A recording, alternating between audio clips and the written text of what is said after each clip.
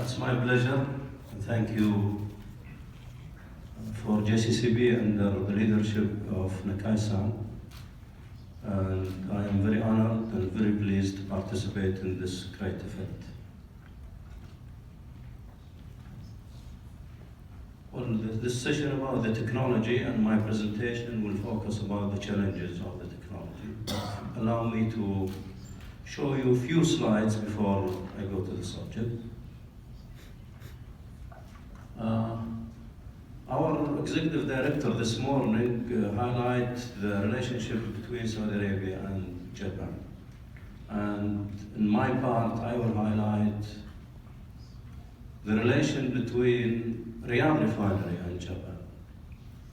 And the relation with Japanese and Riyadh refinery started not from day one, from day zero. When the great company Shuda constructed our refinery. And then 15 years later, the great company Yokogawa upgraded our system from pneumatic to Odysseus. And also they upgraded the ASD, so we are enjoying the product of Yokogawa since 15 years.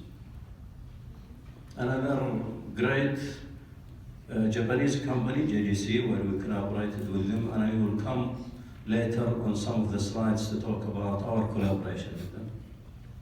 And I cannot forget Japan Steelwork. They were a very great partner with us in the reactors design and inspection, especially the hydrocracker reactors. And leaving the best for the last is JCCP. And our relation with JCCP started 1984. Where the first engineer from Riyadh refinery attended a course. And thank you very much for JCCP. You've trained almost 100 engineers from Riyadh refinery.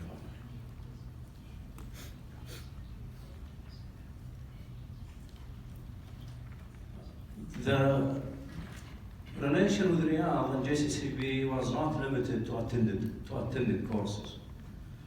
As a matter of fact, we have a great collaboration where we invited 3 subject matter JCCP members during the peak of our TNI.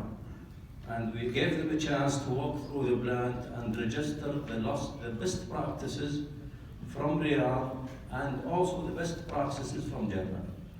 And they went, and thankfully they arranged subject matter experts from great companies like Shuda and Idemitsu to conduct a course.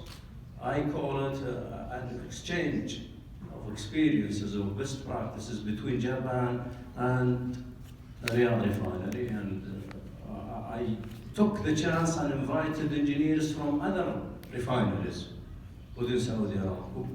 So this is, I think Tony with us. Can you stand up? Although he is retired from JCCP, but he elected to come and attend. This gentleman is the one you see. He organized the course for us. Thank you very much.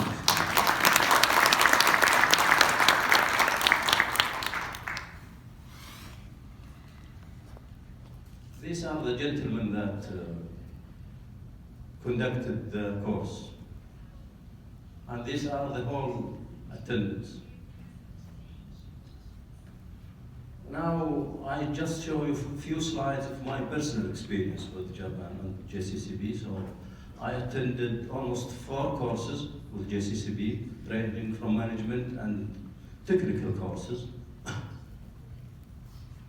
And they have published an article for me in the JCCP newsletter, and they translated it to Japan. I don't know what is it, but I assume it reflects what I wrote in English. Now, I was given a chance during my visits to Japan. It was not limited only to training. We were exposed to the culture of Japan. So we went through all the historical places. We exercised the cloth, the food, and as much as they are generous with us, I have the chance, I was honored to also host 18 Japanese in my house in Riyadh. So I offered them the chance to wear Saudi dress and to eat Saudi food. And at the end of the party, I surprised them with wearing kimono. And also, as you see, 3 of them wear Saudi dress. And I was honored, me and my family, to host them in our house. It was a very great night, because they are a great nation. Now, going back to the subject, I'll just give you a brief about Riyadh Refinery. Riyadh Refinery is 130 MBD capacity, and it is a convergent refinery. It is the most complex refinery of Saudi Aramco-owned refineries, according to Solomon Associate ranking. And it is inland refinery.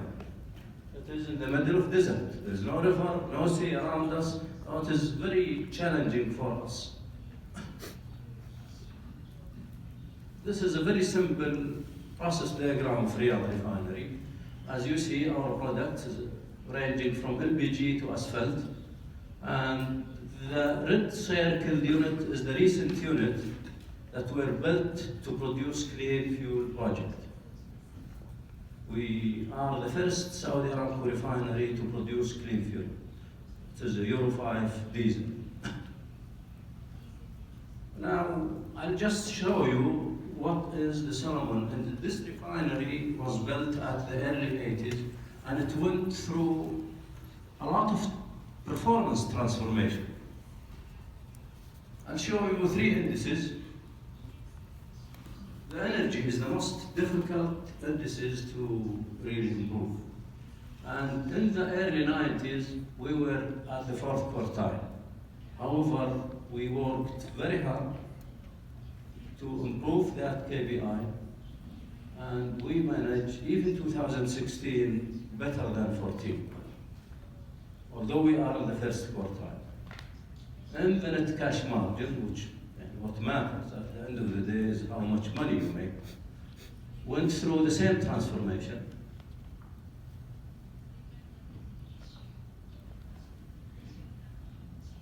And the return on investment went also to the same. Now, as a manager of this facility, as much as I am happy of these results, I am loaded now, and I am really very concerned, how can I keep up with the improvements? The margin is getting tighter and tighter, and the load on us is to continue. It's a very big challenge for us to continue. So, there was a book wrote by Jim Collins, it's titled Good to Great, and then he wrote another book, Great by Choice. I remember that book. I remember the quotes when he wrote how companies move from great to great. And one of the answers is, to move to greater, you should know how did you make it great. First, it should not come by luck. It should not come by coincidence. If you know how you made it to great, you can improve further. We all in Riyadh Refinery remembered when we received 2016 Solomon Indices results, we remembered this statement.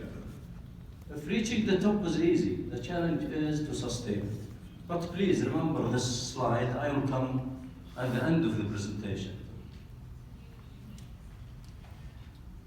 Now, I strongly believe the remaining for us to improve is to adapt technology.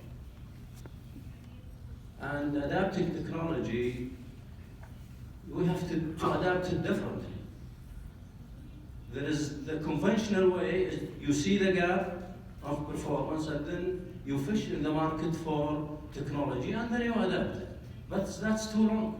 It takes a long time if you wait for R&D, for vendors to bring technology and then you adapt it. Tough luck, if you keep it this way, it will take long. What we strongly now adapted different is to drive the technology, not to wait for it. And we as an operating facilities have to drive it. We should not wait for it. And I will give you two aspects of the technology adoption. The first one is by collaboration, and the second one is adapting technology from other fields than the oil and gas industry. Two examples in the collaboration. We have a hydrocracker unit, and what distinguished Riyadh refinery from others is the feed quality. The common or the conventional feed of the hydrocracker is fat and gas oil. However, in Riyadh refinery, we have heavier stream than this called DMO, demetallized oil, which is very, very heavy. And as far as we know, there is only one catalyst that can withstand this. And that's not healthy to live with one. So we invited a Japanese firm, JCCP, and we collaborated with them to invent a new catalyst.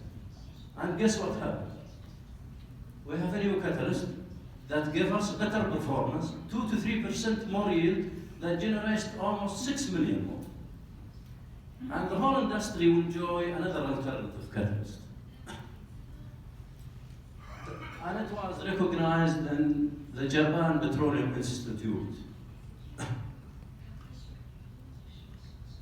The second technology is we have 40 tanks that need to be replaced. We need to replace the hydrostatic tank gauging system. It is an obsolete, and we need to install radar tank gauging.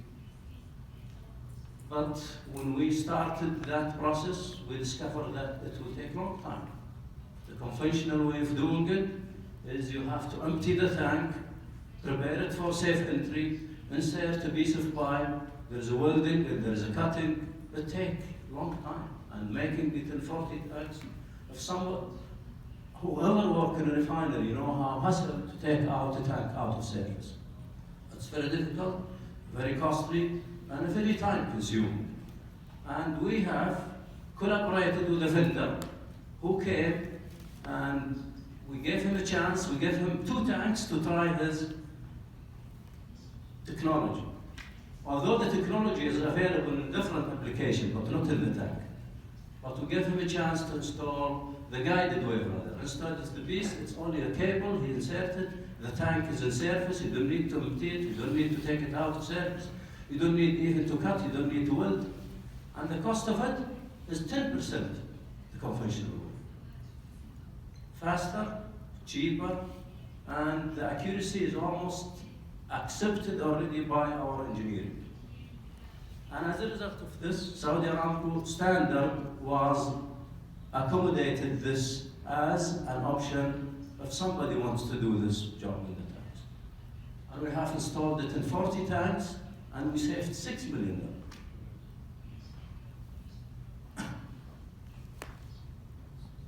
I will touch on the other aspect of the technology, which is adapting technology from different applications.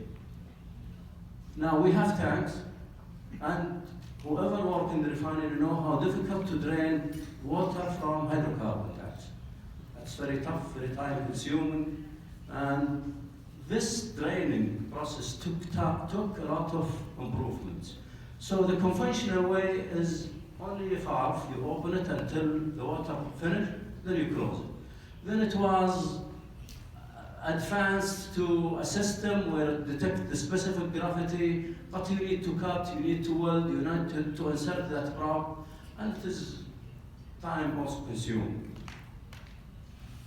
2 of our smart engineers brought a very brilliant idea, and they applied it in one of our tanks. And it is called sound velocity dewatering system, and it is that piece at the outlet of the tank. Now, this depends on, they are utilizing the sound velocity between the water and the hydrocarbon. There is a huge difference, so they utilized it in order to install it in the tank. It is a clamp-on sensor. You don't need to cut, you don't need to weld.